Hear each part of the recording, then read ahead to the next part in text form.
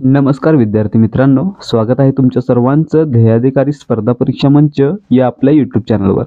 मित्रांनो, आपण मराठी व्याकरणाचा संपूर्ण सराव व्हावा यासाठी एक नवीन सिरीज सुरू केली आहे, ज्यामध्ये आपण मराठी व्याकरणाच्या सर्व प्रश्नांचा टॉपिक वाईज संपूर्ण स्पष्टीकरणासह सराव करणार आहोत। तर मित्रांनो, त्यासाठी आपण A to Z मराठी व्याकरण नावाची ही सिरीज सुरू केलेली आहे। तर मित्रांनो, आज आपण याचा दुसरा भाग पाहणार आहोत। जर तुम्ही पहिला भाग पाहिला नसेल तर आपल्या चॅनलवर पहिला भाग अवेलेबल आहे, किंवा या व्हिडिओच्या डिस्क्रिप्शन मध्ये जाऊन दिलेल्या लिंक वरून आधी पहिला भाग पहा आणि मग हा भाग पाहायला सुरुवात करा। कारण आपल्याला मराठी व्याकरण पूर्णपणे व्यवस्थित समजून घेता येईल याप्रमाणे अभ्यासायचं आहे, त्याप्रमाणेच या पाठांची रचना असणार आहे। त्यामुळे क्रमाने व्यवस्थित व्हिडिओ पहा। तर मित्रांनो, आजच्या भागामध्ये आपण भाषा, मराठी भाषा आणि भाषेच्या संदर्भातील इतर महत्त्वाचे प्रश्न पाहणार आहोत। त्यामुळे जर तुम्ही पोलीस भरती, तलाठी भरती किंवा इतर कोणत्याही सरळ सेवा भरतीचा अभ्यास करत आहात आणि त्यासाठी तुम्हाला मराठी व्याकरण हा महत्त्वाचा विषय आहे, तर तुम्ही हा व्हिडिओ पूर्ण पहा। त्याचबरोबर व्हिडिओ आवडल्यास व्हिडिओला लाईक करा आणि आपल्या मित्रांसोबत शेअर करा। त्याचबरोबर मराठी व्याकरण आणि इतर विषयांचा संपूर्ण सराव करण्यासाठी आपल्या चॅनलला सबस्क्राईब करा। आता सुरुवात करूयात आजच्या प्रश्नांना। पहिला प्रश्न आहे, भाषा हा शब्द कोणत्या भाषेतील भाष या धातूपासून बनलेला आहे? आता मित्रांनो, भाषा हा शब्द आहे तो भाष या धातूपासून बनलेला आहे। आणि मित्रांनो, हा धातू कोणत्या भाषेमधून मराठीमध्ये आलेला आहे? तर संस्कृत मधून आलेला आहे। ठीक आहे, म्हणजे पर्याय 3 आपलं उत्तर आहे। ठीक आहे। प्रश्न क्रमांक 2, आपले विचार भावना मांडण्याचे प्रभावी साधन म्हणजे? आता या ठिकाणी पहा, प्रश्न सोपे जरी वाटत असले तरी देखील यासारखे प्रश्न अनेक वेळा परीक्षांना विचारण्यात आलेले आहेत। त्यामुळे प्रश्न एकदा डोळ्याखालून जाऊ देत, त्यामुळे व्हिडिओ पूर्ण पहा, स्किप करू नका। प्रश्न क्रमांक 2 आहे, आपले विचार भावना मांडण्याचे प्रभावी साधन म्हणजे? आता मित्रांनो, आपण एकमेकांशी संवाद साधतो तेव्हा आपले विचार, आपल्या भावना एकमेकांसोबत शेअर करतो। तर मित्रांनो, त्यासाठी सर्वात महत्त्वाचं साधन कोणतं असतं? भाषा। ठीक आहे। आता म्हणणार, भाषा म्हणजे मराठी का इंग्रजी? मराठी, इंग्रजी, हातांच्या हालचालीची भाषा किंवा डोळ्यांची खुणवाखुणवीची भाषा, ज्या ज्या माध्यमाचा आपण संवाद साधण्यासाठी वापर करतोय त्या सर्वांना काय म्हणणार? भाषा म्हणणार। मग या ठिकाणी आपलं उत्तर काय? पर्याय 3 भाषा। आपले विचार आणि भावना मांडण्याचे प्रभावी साधन कोणतं आहे? भाषा आहे। ठीक आहे।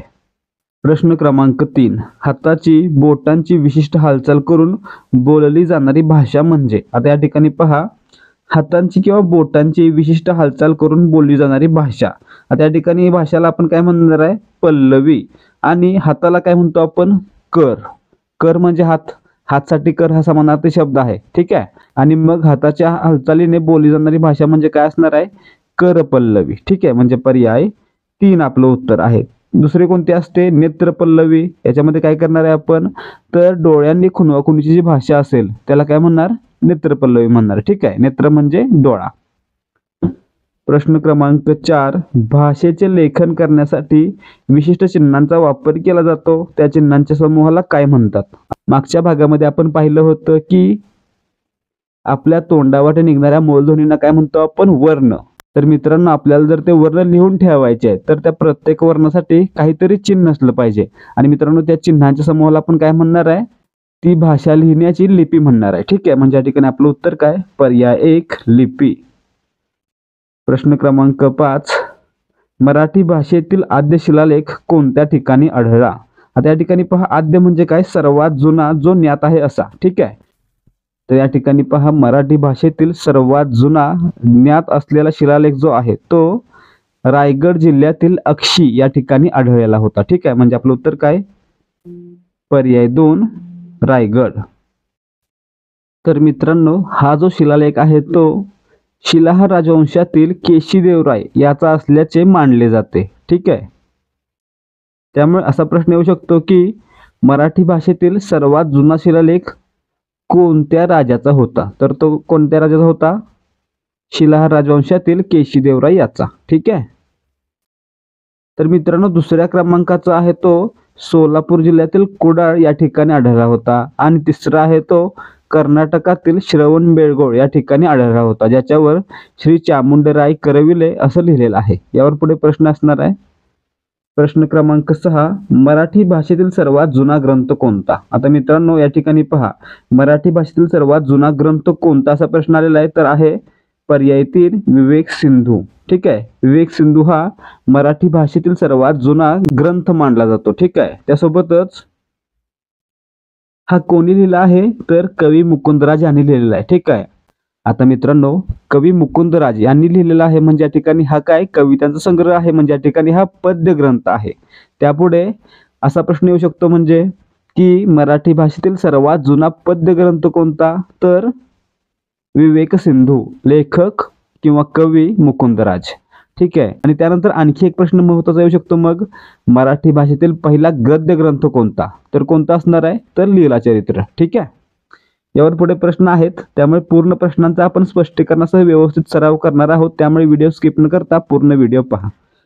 प्रश्न क्रमांक 7, मराठीच्या सुरुवातीच्या काळातील गद्य ग्रंथ म्हणून कोणत्या ग्रंथाचे नाव घेतले जाऊ शकते? आता या ठिकाणी प्रश्न आलेला आहे पहा, गद्य. ठीक आहे, मराठीतील पहिला गद्य ग्रंथ कोणता? लीलाचरित्र. कोणाच्या आयुष्यावर आधारित होता? महानुभाव संप्रदायाचे संस्थापक श्री चक्रधर स्वामी यांचं चरित्र होतं. काय होतं? लीलाचरित्र. आणि मित्रांनो हा लिहिला कोणी होता? तर हा लिहिला होता महिम भट यांनी. ठीक आहे, म्हणजे आपलं उत्तर या ठिकाणी कोणतं असणार आहे? मराठी भाषेतील पहिला गद्य ग्रंथ पर्याय 3 लीलाचरित्र. ठीक आहे, आणि जर पद्य विचारलं तर विवेक सिंधू, आणि जर फक्त ग्रंथ विचारलं तर तरी देखील विवेक सिंधू. ठीक आहे, प्रश्न क्रमांक 8, मराठीतील सर्वात जुना मानल्या जाणाऱ्या विवेक सिंधू या ग्रंथाचे कर्ते कोण? आता या ठिकाणी पहा, विवेक सिंधू कोणी लिहिला? विवेक सिंधू हा एक कविता संग्रह आहे जो कवी मुकुंदराज यांनी लिहिलेला आहे. ठीक आहे, म्हणजे आपलं उत्तर काय? पर्याय 4. ठीक आहे, त्याचबरोबर लीलाचरित्र. ठीक आहे, यावर प्रश्न पुढचा आहे, प्रश्न क्रमांक 9, लीलाचरित्र या ग्रंथामध्ये टिंबटिंब यांचे चरित्र वर्णन अनुभवायला मिळते. आता या ठिकाणी पहा, पाहिलं होतं आपण लीलाचरित्र यामध्ये कोणाचं चरित्र आहे? तर ते आहे चक्रधर स्वामीचं. हे कोण होते? महानुभाव संप्रदायाचे संस्थापक. ठीक आहे, आणि मित्रांनो यालाच महानुभाव संप्रदायाचा आद्य ग्रंथ असं मानलं जातं. ठीक आहे, तर मित्रांनो हे चरित्र होतं चक्रधर स्वामींचं, परंतु लिहिलं कोणी होतं? लिहिलं होतं महिम भट यांनी. आणि त्यांना सांगितलं कोणी होतं? मग त्यांना सांगितलं होतं केशवदास यांनी. ठीक आहे, पुढे पहा प्रश्न क्रमांक 10, मराठी भाषेची निर्मिती संस्कृत सोबत टिंबटिंब या भाषेपासून झाली आहे. आता या ठिकाणी पहा, मराठी भाषेचा निर्मितीक्रम कसा होता? सुरुवातीला पूर्ववैदिक, त्यापासून वैदिक, त्यापासून संस्कृत, त्यापासून पाली, पालीपासून प्राकृत, आणि प्राकृतपासून अपभ्रंश होऊन मराठी भाषा तयार झाली. ठीक आहे, म्हणजे या ठिकाणी आपलं उत्तर काय? मराठी भाषेची निर्मिती आहे ती प्राकृत भाषेपासून झालेली आहे. ठीक आहे, पर्याय 3 आपलं उत्तर आहे. त्यामुळे प्रश्न येऊ शकतो की कोणत्या भाषेचा अपभ्रंश होऊन मराठी भाषेची निर्मिती झालेली आहे? कोणत्या भाषेचा? तर प्राकृत भाषेचा. ठीक आहे, प्रश्न क्रमांक 11, मराठी भाषेतील सर्वात जुना समजला जाणारा श्री चामुंडराय करविले कोणत्या ठिकाणी आढळलेला आहे? आता या ठिकाणी पहा, श्री चामुंडराय करविले हे श्रवणबेळगोळ, कर्नाटकातील श्रवणबेळगोळ या ठिकाणी आढळलेल्या शिलालेखावर लिहिलेलं होतं. ठीक आहे, म्हणजे पर्याय 3 आपलं उत्तर आहे. तर मित्रांनो तो मराठीतील 3ऱ्या क्रमांकाचा सर्वात जुना समजला जाणारा शिलालेख आहे. पहिल्या क्रमांकाचा कोणता? तर रायगडमधील अक्षी या ठिकाणी आढळलेला शिलाहार राजवंशातील केशीदेव राय याचा. दुसरा सोलापूर जिल्ह्यातील कुडाळ या ठिकाणी आढळलेला, आणि तिसरा कर्नाटकातील श्रवणबेळगोळ या ठिकाणी आढळलेला. ठीक आहे, प्रश्न क्रमांक 12, आपल्या घरात बोलली जाणारी भाषा म्हणजे? आता मित्रांनो आपल्या घरात जी भाषा आपण दररोज बोलतो त्याला आपण काय म्हणतो?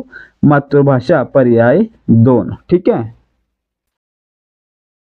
प्रश्न क्रमांक 13, मराठी भाषा लिहिण्यासाठी कोणत्या लिपीचा वापर केला जातो? आता या ठिकाणी पहा, आपण जे शब्द बोलतो, ज्या वर्णांचा उच्चार करतो ते जर लिहून ठेवायचे असतील तर त्यासाठी काही चिन्हांची आवश्यकता आहे. तर त्या चिन्हांच्या समूहाला काय म्हणतात? लिपी म्हणतात. तर मित्रांनो मराठी भाषेतील चिन्ह लिहिण्यासाठी किंवा वर्ण लिहिण्यासाठी ज्या चिन्हांचा वापर केला जातो त्यांना काय म्हटलं जातं? त्यांना देवनागरी लिपी म्हटलं जातं. ठीक आहे, म्हणजे आपलं उत्तर काय असलं पाहिजे या ठिकाणी? देवनागरी. परंतु देवनागरी लिपीलाच बाळबोध लिपी असं देखील म्हटलं जातं. ठीक आहे, त्यामुळे आपलं उत्तर काय असणार आहे?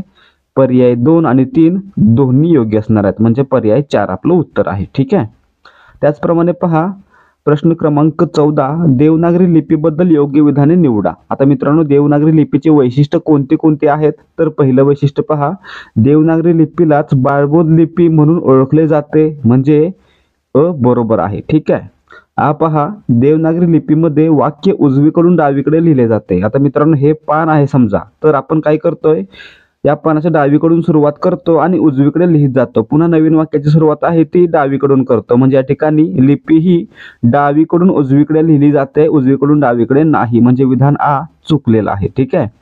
तिसरं काय, ही उभ्या आडव्या तिरप्या गोलाकार रेषांनी बनली आहे. मित्रांनो, बरोबर आहे. यामध्ये काना मात्रा वेलांटी आहे, म्हणजेच उभ्या आडव्या तिरप्या गोलाकार रेषांनी बनलेली आहे. ठीक आहे, म्हणजे ई बरोबर आहे.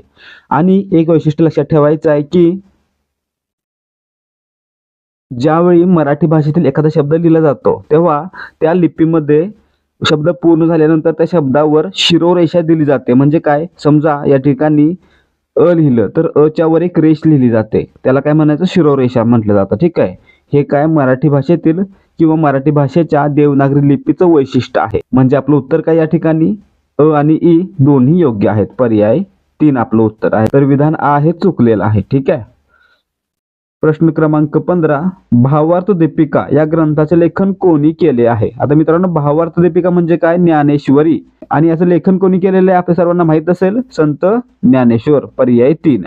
यांच्यावर आणखी प्रश्न असणार आहेत, ज्ञानेश्वरांवर, एकनाथांवर, त्यासोबतच इतर संतांवर. कधी असणार आहेत? तर या सिरीजमध्ये आणखी एक टॉपिक येणार आहे, मराठीतील लेखक, संत आणि साहित्य. त्यामध्ये आपण महत्वाचे लेखक, महत्वाचे संत आणि त्यांचं साहित्य यावरील महत्वाचे प्रश्न पाहणार आहोत. त्यामुळे ते सर्व पाहण्यासाठी सर्वात आधी चॅनलला सबस्क्राईब करा आणि हा व्हिडिओ जर तुम्ही अजूनही पाहताय तर व्हिडिओला लाईक करा. पुढचा प्रश्न आहे प्रश्न क्रमांक 16, खालीलपैकी कोणती भाषा देवनागरी लिपीमध्ये लिहिली जात नाही? आता मित्रांनो, देवनागरी लिपीमध्ये आपण मराठी भाषा लिहितो, त्यासोबतच देवनागरी लिपीचा वापर करून संस्कृत, हिंदी, कोकणी, नेपाळी, सिंधी आणि संताळी या भाषा लिहिल्या जातात. कोणत्या कोणत्या? मराठी, सिंधी, संथाळी, त्यासोबतच संस्कृत, हिंदी, नेपाळी आणि कोकणी. ठीक आहे. त्यामुळे लक्षात काय ठेवायचं आहे, या ठिकाणी कन्नड ही भाषा आहे ती देवनागरी लिपीमध्ये लिहिली जात नाही, तिची स्वतंत्र लिपी आहे. ठीक आहे. पर्याय 4 आपलं उत्तर आहे. त्यासोबतच देवनागरी लिपीमध्ये मराठी, संस्कृत, हिंदी, कोकणी, नेपाळी, सिंधी आणि संताळी या भाषा लिहिल्या जातात. ठीक आहे. पुढे पहा प्रश्न क्रमांक 17, लाभले आम्हास भाग्य बोलतो मराठी या कवितेचे लेखन कोणी केले आहे? आता मित्रांनो, लाभले आम्हास भाग्य बोलतो मराठी, झालं खोरेस धन्य ऐकतो मराठी, ही जी कविता आहे किंवा हा मराठी भाषेचा गौरव आहे तो कोणी केलेला आहे? सुरेश भट यांनी. ठीक आहे. पर्याय 1 आपलं उत्तर आहे. त्यासोबतच परभाषेतही व्हा पारंगत, ज्ञान साधना करा तरी, माय मराठी मरते इकडे, परकीचे बद चेपू नका, हे कोणी लिहिलेलं आहे? तर कुसुमाग्रज यांनी लिहिलेलं आहे. ठीक आहे. त्यासोबतच आपल्या मराठीचं महाराष्ट्र गीत हे लिहिलं कोणी? महाराष्ट्र गीत लिहिलेलं होतं राजा बढे यांनी आणि गायलं होतं शाहीर साबळे यांनी. यावर पुढे प्रश्न असणार आहे, त्यामध्ये उत्तर पाहूया. ठीक आहे. प्रश्न क्रमांक 18, कर पल्लवी म्हणजे काय? आपण पहिल्या दुसऱ्या प्रश्नामध्ये पाहिलं असेल, आपण बोलण्यासाठी किंवा समोरच्या व्यक्तीला काहीतरी सांगण्यासाठी हातांची किंवा बोटांची हालचाल करतो, त्याला काय म्हणायचं? कर पल्लवी. कारण पल्लवी म्हणजे भाषा आणि कर म्हणजे हात. कर हा हातचा समानार्थी शब्द आहे, त्यामुळे कर पल्लवी म्हणजे हातांचा किंवा हाताच्या बोटांचा वापर करून बोलली जाणारी भाषा. ठीक आहे. म्हणजे पर्याय 3 बोटांच्या हालचालीची भाषा. ठीक आहे. डोळ्यांच्या हालचालीची भाषा म्हणजे काय? नेत्रपल्लवी. पुढे प्रश्न 19वा, डोळ्यांची हालचाल करून संवाद साधला जातो त्याला टिंबटिंब म्हणतात. त्या ठिकाणी पहा, आपण आताच पाहिलं, नेत्रपल्लवी म्हणजे डोळ्यांची हालचाल करून किंवा डोळ्यांनी खुणवा खुणव करून बोलली जाणारी भाषा. म्हणजे पर्याय 2 आपलं उत्तर आहे. त्यासोबतच कर पल्लवी वरचा प्रश्न पाहिला, हातांची किंवा बोटांची हालचाल करून बोलली जाणारी भाषा. ठीक आहे.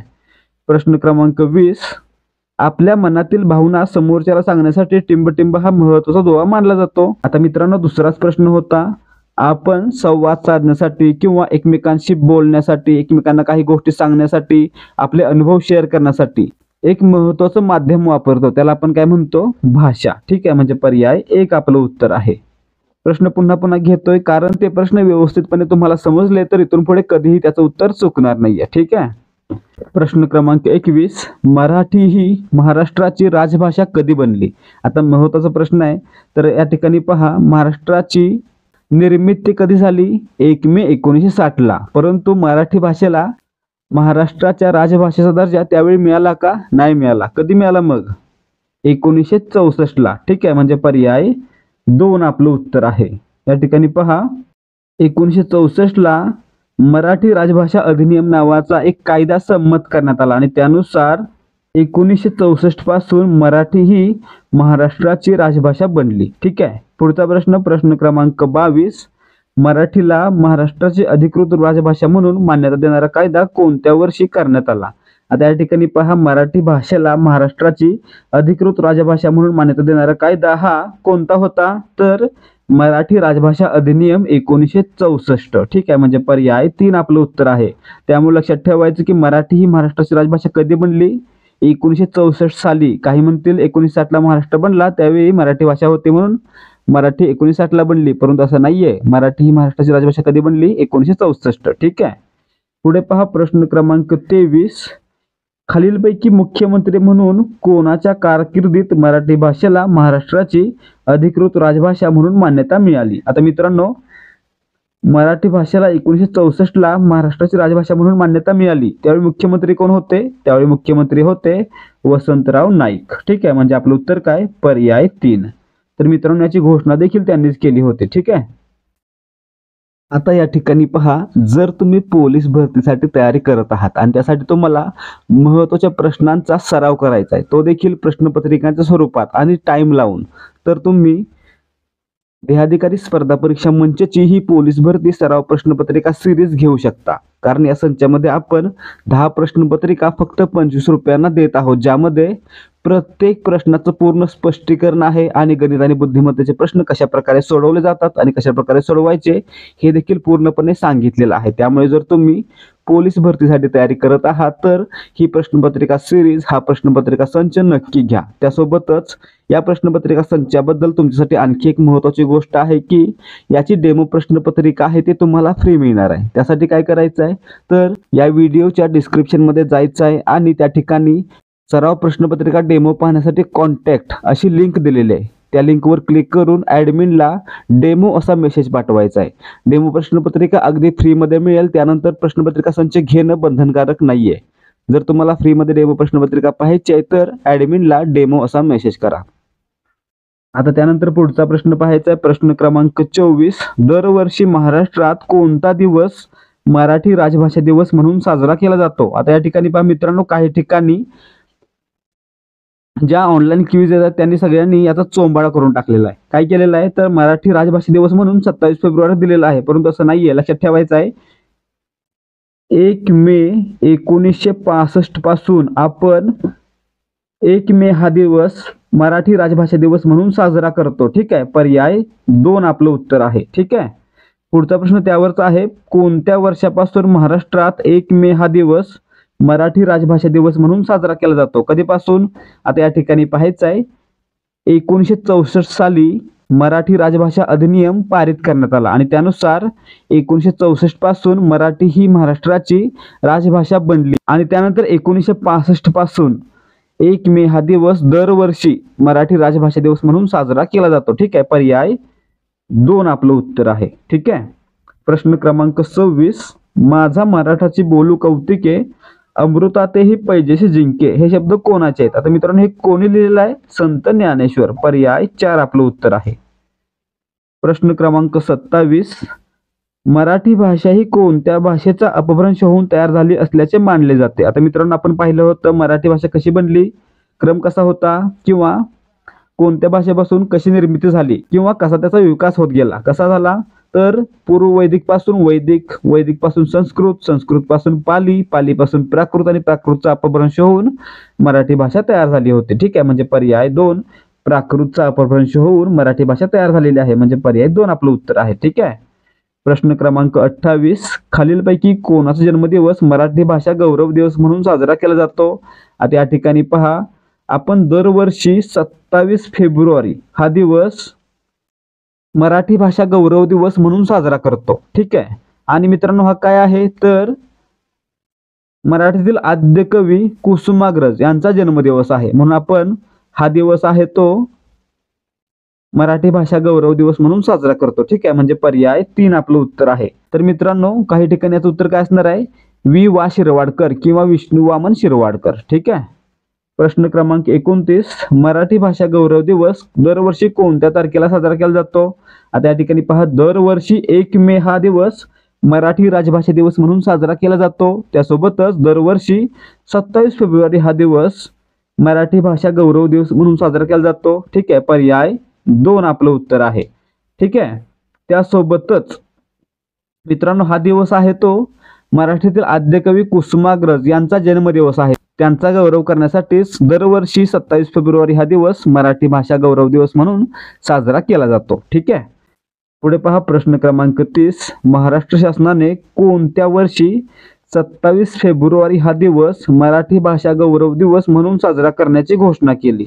आता या ठिकाणी पहा, आपण आताच पाहिलं कुसुमाग्रजांचा जन्मदिवस हा दरवर्षी मराठी भाषा गौरव दिवस म्हणून साजरा केला जातो. त्याचबरोबर मित्रांनो, याची घोषणा आहे ती महाराष्ट्र सरकारने 21 जानेवारी 2013 रोजी केली होती. कधी? 21 जानेवारी 2013ला. ठीक आहे, म्हणजे आपलं उत्तर या ठिकाणी काय? महाराष्ट्र शासनानं दरवर्षी 27 फेब्रुवारी हा दिवस मराठी भाषा गौरव दिवस म्हणून साजरा करण्याची घोषणा आहे ती 2013ला केली होती, म्हणजे पर्याय 3 आपलं उत्तर आहे. ठीक आहे. प्रश्न क्रमांक 31, भारत सरकारने कोणत्या दिवशी मराठी भाषेला अभिजात भाषा म्हणून दर्जा देण्याची घोषणा केली? आता या ठिकाणी पहा, हा प्रश्न का महत्वाचा आहे? कारण 2024 मध्ये मराठी भाषेला अभिजात भाषेचा दर्जा देण्यात आलेला आहे. आणि मित्रांनो, अशी घोषणा आहे ती भारत सरकारनं 3 ऑक्टोबर 2024 रोजी केली होती, म्हणजे पर्याय 3 आपलं उत्तर आहे. आणि हे का महत्वाचं आहे? कारण या तारखेलाच महाराष्ट्र सरकारनं मराठी अभिजात भाषा म्हणून साजरा करण्याचा निर्णय घेतलेला आहे. ठीक आहे. पुढे पहा, प्रश्न क्रमांक 32, मराठी भाषेला अभिजात दर्जा देण्यासाठी खालीलपैकी कोणाच्या अध्यक्षतेखाली अभ्यास गट किंवा समिती नेमण्यात आली होती? आता मित्रांनो, 2 समित्या होत्या, लक्षात ठेवायचं आहे. पहिली होती ज्ञानेश्वर मुळे आणि दुसरी होती रंगनाथ पठारे. ठीक आहे. या ठिकाणी कोणाचं नाव आलेलं आहे? मग पर्याय 2 रंगनाथ पठारे. या समितीची स्थापना आहे ती 2012ला करण्यात आली होती. ठीक आहे, किंवा 2012-13 म्हटलं तरी चालेल. ठीक आहे. प्रश्न क्रमांक 33, मराठी भाषेला अभिजात दर्जा मिळवून देण्यासाठी कोणत्या वर्षी रंगनाथ पठारे समितीची स्थापना करण्यात आली होती? आता या ठिकाणी पहा, रंगनाथ पठारे समितीची स्थापना कोणी केली होती? त्यावेळेचे मुख्यमंत्री पृथ्वीराज चव्हाण यांनी. आणि मित्रांनो, ही घोषणा केली होती ती त्यांनी 11 जानेवारी 2012 रोजी केली होती. कधी? 11 जानेवारी 2012. त्यामुळे याचं उत्तर काय असलं पाहिजे? स्थापना कधी केली? 2012ला. या ठिकाणी 13 आहे ते त्या ठिकाणी काय करा? 2012. ठीक आहे, पर्याय 1 आपलं उत्तर आहे. प्रश्न क्रमांक 34, टिंब साली मराठीला अभिजात भाषेचा दर्जा देण्यात आला. आता या ठिकाणी पहा, आपण आताच पाहिलं, भारत सरकारने 3 ऑक्टोबर 2024 रोजी मराठी भाषेला अभिजात भाषेचा दर्जा देण्याची घोषणा केली होती. ठीक आहे, म्हणजे आपलं उत्तर काय? पर्याय 4 2024. ठीक आहे. प्रश्न क्रमांक 35, सध्या भारतात टिंब भाषांना अभिजात भाषेचा दर्जा प्राप्त आहे. आता मित्रांनो, या ठिकाणी पहा, सध्या भारतामध्ये एकूण 11 अभिजात भाषा आहेत. ठीक आहे. 2024 साली भारत सरकारने 5 भाषांना अभिजात भाषा म्हणून दर्जा दिलेला आहे. त्या अगोदर भारतामध्ये 6 अभिजात भाषा अस्तित्वात होत्या. आता किती झाल्या? मग 6 + 5 11. ठीक आहे. प्रश्न क्रमांक 36, 2024 साली भारत सरकारने मराठीसह टिंब इतक्या भाषांना अभिजात भाषा म्हणून मान्यता दिली आहे. आता या ठिकाणी पहा, 2024 साली भारत सरकारने मराठीसह 5 भाषांना अभिजात भाषा म्हणून दर्जा दिलेला आहे. ठीक आहे, म्हणजे पर्याय 2 आपलं उत्तर आहे. आधी किती होत्या? 6 होत्या. 6 + 5 किती झाल्या? 11 झाल्या. ठीक आहे. प्रश्न क्रमांक 37, खालीलपैकी कोणत्या भाषेला 2024 मध्ये अभिजात भाषेचा दर्जा दिला गेला नाही. आता या ठिकाणी पहा मित्रांनो, भारतामध्ये अभिजात भाषा किती आहेत? 11 आहेत. ठीक आहे. आधी कोणत्या कोणत्या होत्या पहा. आधी होत्या तमिळ, संस्कृत, मल्याळम, तेलुगू, कन्नड आणि ओडिया. ठीक आहे. मग या ठिकाणी पहा 2024 मध्ये कोणत्या भाषांना देण्यात आला? तर मराठी, पाली, प्राकृत, आसामी आणि बंगाली. ठीक आहे. मग या ठिकाणी पहा मराठी 2024, पाली 2024 आणि आसामी 2024. परंतु कन्नड ही आधीपासून अभिजात भाषा होती, त्यामुळे आपलं उत्तर काय असलं पाहिजे या ठिकाणी? 2024 मध्ये कन्नड या भाषेला अभिजात भाषेचा दर्जा दिलेला नाही. ठीक आहे. त्या अगोदर दिलेला होता. आता पहा प्रश्न क्रमांक 38, खालीलपैकी कोणती भाषा अभिजात भाषा नाही? आता मित्रांनो, भारतामध्ये एकूण 11 अभिजात भाषा आहेत. कोणत्या कोणत्या? तर तमिळ, संस्कृत, मल्याळम, तेलुगू, कन्नड, ओडिया या जुन्या 6 आणि मराठी, पाली, प्राकृत, आसामी आणि बंगाली या नवीन 5. अशा एकूण 11 भाषांना अभिजात भाषांचा दर्जा आहे. त्यामुळे या ठिकाणी अभिजात नसलेली भाषा कोणती? प्राकृत आणि पाली 2024. कन्नड आधीपासून होती आणि फारशीला अभिजात भाषेचा दर्जा नाहीये, म्हणजे पर्याय 4 आपलं उत्तर आहे. प्रश्न क्रमांक 39, 2024 साली टिंबटिंब भाषांना अभिजात भाषांचा दर्जा मिळाल्यामुळे भारतातील अभिजात भाषांची संख्या आता 11 झालेली आहे. मित्रांनो, आधी किती होत्या? 6 होत्या. आता आधी 2024 ला किती झाल्या? 5 झाल्या. एकूण किती मग? 11. ठीक आहे. म्हणजे आपलं उत्तर या ठिकाणी काय? 2024 साली 5 भाषांना अभिजात भाषांचा दर्जा दिला गेला. ठीक आहे. हा प्रश्न पुन्हा पुन्हा का घेतलाय? कारण यावर प्रश्न येऊ शकतोय. मराठी व्याकरणाविषयी चालू घडामोडी जर विचारल्या गेल्या तर याच प्रकारचे विचारले जातील ना. प्रश्न क्रमांक 40, खालीलपैकी कोणता दिवस मराठी अभिजात भाषा गौरव दिवस म्हणून साजरा करण्याचा निर्णय महाराष्ट्र सरकारने घेतला आहे? आता आपण पाहिलं होतं की 3 ऑक्टोबर 2024 रोजी भारत सरकारनं मराठी भाषेसह 5 भाषांना अभिजात भाषेचा दर्जा दिलेला होता. त्यामुळे महाराष्ट्र सरकारनं दरवर्षी 3 ऑक्टोबर हा दिवस मराठी अभिजात भाषा गौरव दिवस म्हणून साजरा करण्याचा निर्णय घेतलेला आहे. ठीक आहे. म्हणजे या ठिकाणी आपलं उत्तर काय? पर्याय 4 3 ऑक्टोबर. या ठिकाणी आणखी काय पाहायचं आहे? 3 दिवस लक्षात ठेवायचे. पहिला 1 मे काय आहे? तर मराठी राजभाषा दिवस. दुसरा 27 फेब्रुवारी काय आहे? 27 फेब्रुवारी मराठी भाषा गौरव दिवस. आणि तिसरा 3 ऑक्टोबर मराठी अभिजात भाषा गौरव दिवस. ठीक आहे. पुढे पहा प्रश्न क्रमांक 41, खालील विधाने वाचा व योग्य पर्याय निवडा. आता या ठिकाणी पहा ए आहे 2024 पूर्वी भारतात 5 भाषांना अभिजात दर्जा प्राप्त होता. आता मित्रांनो, 2024 पूर्वी 6 भाषांना अभिजात भाषेचा दर्जा प्राप्त होता, म्हणजे या ठिकाणी ए चुकीचा आहे. बी पहा, जानेवारी 2024 मध्ये मराठी भाषेला अभिजात भाषेचा दर्जा देण्यात आला. चुकलेला आहे. 3 ऑक्टोबरला दिला ना, म्हणजे या ठिकाणी बी देखील चुकीचा आहे. आणि सी पहा, सध्या भारतात अभिजात भाषा दर्जा प्राप्त भाषांची संख्या एकूण 10 आहे. त्या ठिकाणी हे पण चुकलेलं आहे. किती आहेत? 11 आहेत. म्हणजे या ठिकाणी आपलं उत्तर काय? या ठिकाणी वरील तिन्ही विधानं चुकीची आहेत, म्हणजे पर्याय 4 सर्व विधाने चूक आहेत. असा प्रश्न का घेतला? कारण लक्षात राहील ना, 2024 पूर्वी 6 भाषा होत्या. जानेवारी 2024 मध्ये न देता ऑक्टोबर 2024 मध्ये 5 भाषांना किंवा मराठी भाषेला अभिजात भाषेचा दर्जा देण्यात आला. आणि सध्या भारतामध्ये एकूण 11 अभिजात भाषा आहेत. आधीच्या 6 अधिक नव्या 5. ठीक आहे. यामुळे हे लक्षात राहील आणि पाठ देखील राहील. ठीक आहे. प्रश्न क्रमांक 42, खालीलपैकी अभिजात भाषांचा योग्य गट निवडा. आता या ठिकाणी पहा, संस्कृत, पाली, प्राकृत. ठीक आहे. हिंदी नाहीये. मराठी, प्राकृत, कन्नड, मणिपुरी नाहीये. ठीक आहे. त्यानंतर संस्कृत, तमिळ, कन्नड, हिंदी नाहीये. मग उत्तर काय असलं पाहिजे? तमिळ, संस्कृत, मल्याळम, कन्नड. ठीक आहे. पर्याय 2. पुन्हा एकदा पाहायचं कोणत्या भाषा आहेत? तर तमिळ, संस्कृत, मल्याळम, तेलुगू, कन्नड, ओडिया. ठीक आहे. ह्या झाल्या 6. कोणत्या कोणत्या? तमिळ, संस्कृत, मल्याळम, कन्नड, तेलुगू आणि ओडिया. आणि नवीन 5 मराठी, पाली, प्राकृत, आसामी आणि बंगाली. ठीक आहे. एकूण किती? 11. प्रश्न क्रमांक 43, पुढील विधानांचा विचार करा आणि बरोबर असलेली विधाने पर्यायातून निवडा. आता या ठिकाणी पहा, अभिजात भाषा म्हणून मान्यता मिळण्यासाठी कोणते निकष असतात? तर पहिला पहा, संबंधित भाषेच्या साहित्याचा इतिहास किमान 100 वर्षे प्राचीन असावा.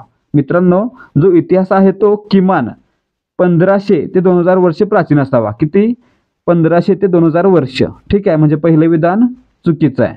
बी पहा, भाषेला स्वतःचे स्वयंभूषण असावे, ती कोणत्या भाषेतून उसनी घेतलेली नसावी. आता मित्रांनो, या ठिकाणी हे विधान बरोबर आहे. भाषेला स्वतःचं स्वयंभूषण असावं आणि कोणत्याही भाषेतून उसनी घेतलेली नसावी. ठीक आहे. आणि सी पहा, प्राचीन भाषेचं स्वरूप हे सध्याच्या भाषेपासून वेगळे असावे. आता मित्रांनो, हे देखील बरोबर आहे. सध्याची भाषा आणि प्राचीन भाषा वेगवेगळी असावी. म्हणजे या ठिकाणी सी देखील बरोबर आहे. म्हणजे विधानात कोणते बरोबर आहेत? विधान बी आणि सी बरोबर आहे आणि विधान ए चुकलेलं आहे. म्हणजे पर्याय 3 आपलं उत्तर आहे.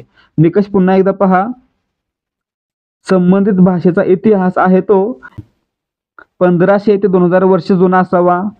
या भाषेतील प्राचीन साहित्य हे महत्त्वाचे आणि मौल्यवान असावे. त्यासोबतच भाषेला स्वतःचे स्वयंभूषण असावे, ती कोणत्याही भाषेतून उसनी घेतलेली नसावी आणि प्राचीन भाषेचे स्वरूप हे सध्याच्या भाषेपेक्षा वेगळे असावे. ठीक आहे. प्रश्न क्रमांक 44, एखाद्या भाषेला अभिजात भाषा मिळण्यासाठी संबंधित भाषेतील प्राचीन साहित्य हे महत्त्वाचे मौल्यवान असावे. हे विधान टिंबटिंब आहे. आता मित्रांनो, 4 निकष पाहिले होते. 1500 ते 2000 वर्ष जुना इतिहास, त्यासोबतच प्राचीन साहित्य मौल्यवान असणं, त्यासोबतच स्वतःचे स्वयंभूषण असणे आणि प्राचीन भाषेचे स्वरूप हे सध्याच्या भाषेपेक्षा वेगळे असावे. ठीक आहे. म्हणजे या ठिकाणी हे विधान काय? सत्य आहे. ठीक आहे, पर्याय 1. प्रश्न क्रमांक 45, मराठी भाषेतील सर्वात जुना शिलालेख महाराष्ट्रातील टिंबटिंब या जिल्ह्यात सापडलेला आहे. प्रश्न पाहिला होता आपण हा. मराठी भाषेतील सर्वात जुना शिलालेख रायगड जिल्ह्यातील अक्षी या ठिकाणी सापडला होता. ठीक आहे, म्हणजे पर्याय 2 आपलं उत्तर आहे. कोणाचा होता? शिलाहार राजवंशातील राजा केशीदेवराय याचा होता. ठीक आहे. म्हणजे या ठिकाणी 46व्या प्रश्नाचं उत्तर देखील मिळालं. मराठीतील सर्वात जुना शिलालेख आहे तो शिलाहार घराण्यातील राजाचा. कोणाचा? शिलाहार घराण्यातील केशीदेवराय याचा होता. ठीक आहे, म्हणजे पर्याय 4 आपलं उत्तर आहे.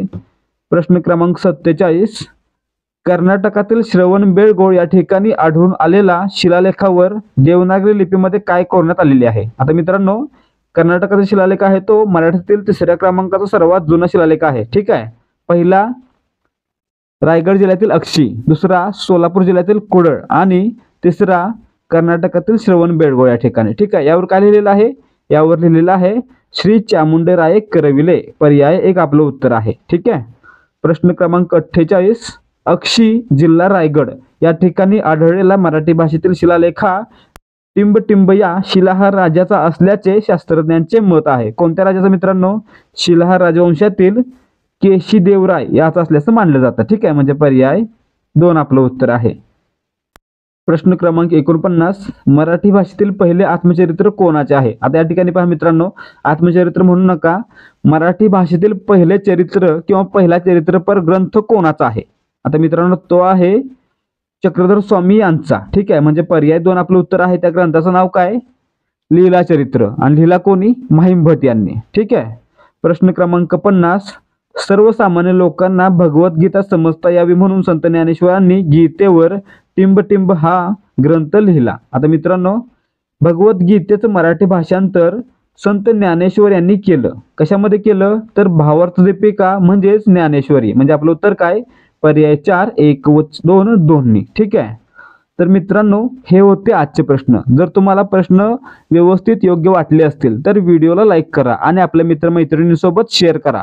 सर्वांना याचा फायदा होऊ दे. त्यासोबतच जर तुम्हाला या प्रकारचे आणखी प्रश्न पाहायचे आहेत, आणखी प्रश्नांचा व्यवस्थित स्पष्टीकरणासह आणि टॉपिक वाईज सराव करायचा आहे, तर देहाधिकारी स्पर्धा परीक्षा मंच या आपल्या YouTube चॅनलला सबस्क्राईब करा. त्याचबरोबर जर तुम्हाला पोलीस भरती आणि इतर स्पर्धा परीक्षांसाठी